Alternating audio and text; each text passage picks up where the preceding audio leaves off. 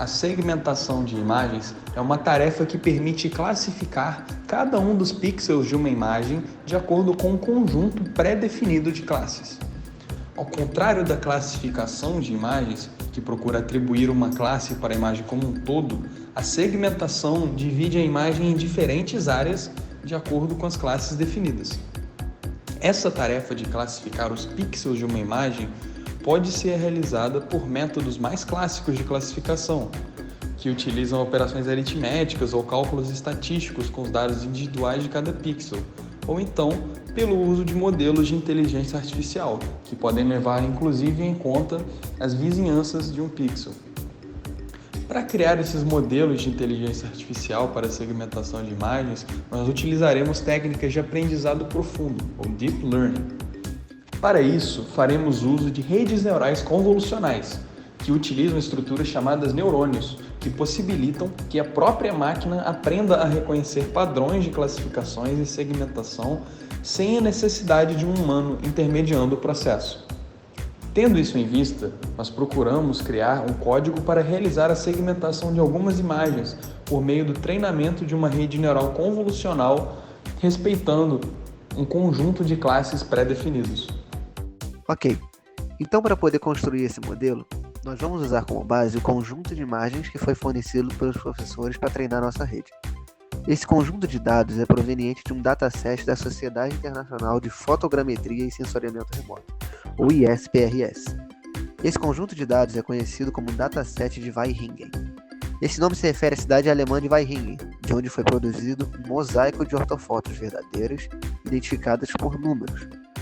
Para o nosso trabalho, foram utilizadas as imagens das áreas 1, 5 e 23.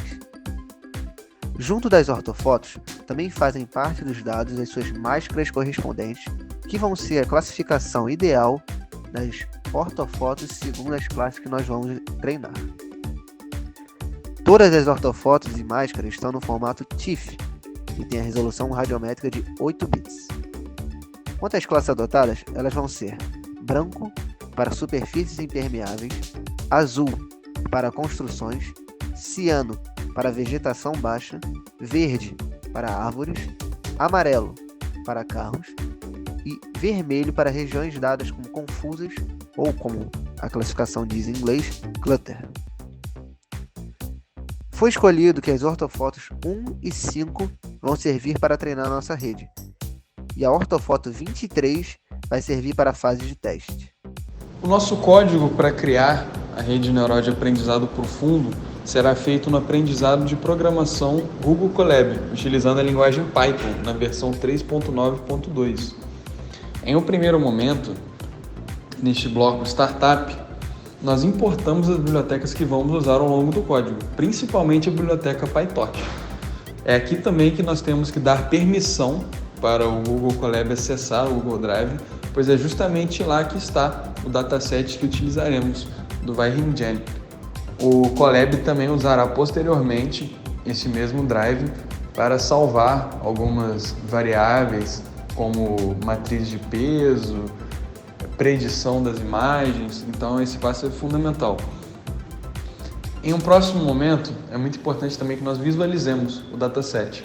Aqui dentro, nós vamos definir as classes de segmentação e as cores adotadas.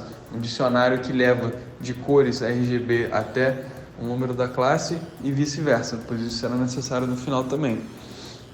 E aqui a gente tem uma visualização inicial desse nosso dataset. A próxima sessão é uma sessão de utils, e a gente define aqui uma série de funções que serão úteis ao longo do código, como as métricas utilizadas, a função da loss, a função que extrai subimagens de tamanho do patch size aleatoriamente, que é justamente o window size que a gente chama, e essas subimagens vão ser justamente os dados de entrada da nossa rede. A próxima sessão que a gente tem aqui é o carregamento do dataset. Nessa parte, nós vamos definir uma classe fundamental, pois é justamente ela que vai fazer o gerenciamento do dataset. Ela faz o random sampling lá dentro, definindo uma região aleatória para escolher no momento da iteração do treinamento. Ela também faz o data augmentation rodando, dando flip ali quando necessário. As funções de Data Augmentation que a gente utilizou foram justamente as rotações e espelhamentos horizontais ou verticais. Nessa parte do código, nós definimos a arquitetura SegNet com todas as suas camadas de convolução e normalização, assim como as camadas de pooling e as camadas de upsampling. Além disso, nós realizamos aqui o Transfer Learning, inicializando a nossa rede com pesos pré-treinados da ImageNet. Aqui, nós só carregamos os datasets e dividimos as imagens para treino e para teste, como já escolhemos anteriormente.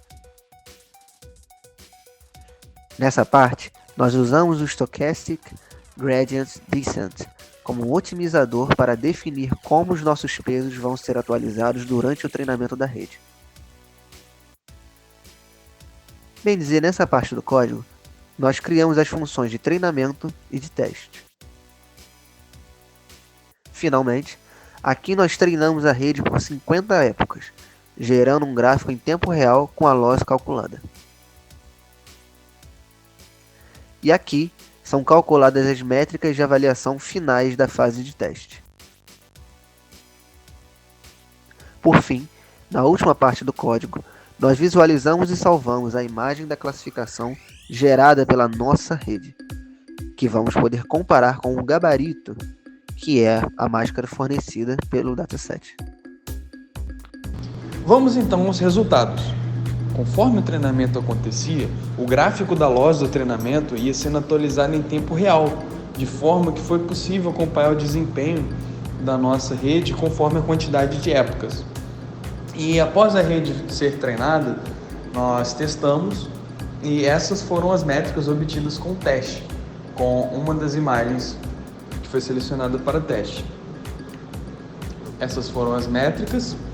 E esse foi o resultado da máscara gerada pelo modelo. Essa é a imagem original, essa foi a máscara gerada pelo modelo e essa seria a máscara gabarito. Bem, no geral, o resultado final pareceu ser satisfatório, mas a gente pôde apontar alguns problemas claros que aconteceram no final do processo. Analisando o F1 Score e olhando o resultado final, nós podemos concluir que a classificação dos carros foi um destaque negativo no resultado do nosso modelo. O que aconteceu nesse caso é que em vários lugares da ortofoto nós podemos ver carros que não estão classificados no nosso gabarito, que é a nossa máscara de base, né? Então, nesse caso, ocorreu um falso negativo. Além disso, ocorreu um caso particular em que uma construção com estacionamento na cobertura foi identificada erroneamente como se fosse uma rua. Isso acontece porque, de fato, aquele estacionamento parece visualmente com uma via e também porque nas imagens utilizadas para treino não tinha nenhuma estrutura semelhante a essa. Esse é realmente um caso interessante. É um caso que, se fosse um humano olhando a imagem, ele estaria passível de cometer essa classificação incorreta dessa construção, desse estacionamento. Então, só ressalta mais uma vez o quão satisfeitos nós estamos com o desempenho da nossa rede de forma geral, não só com o desempenho da rede, com o aprendizado que ela teve em classificar, mas com o aprendizado que nós tivemos desenvolvendo esse trabalho. E então, muito obrigado pela atenção. Mapear, nobre missão.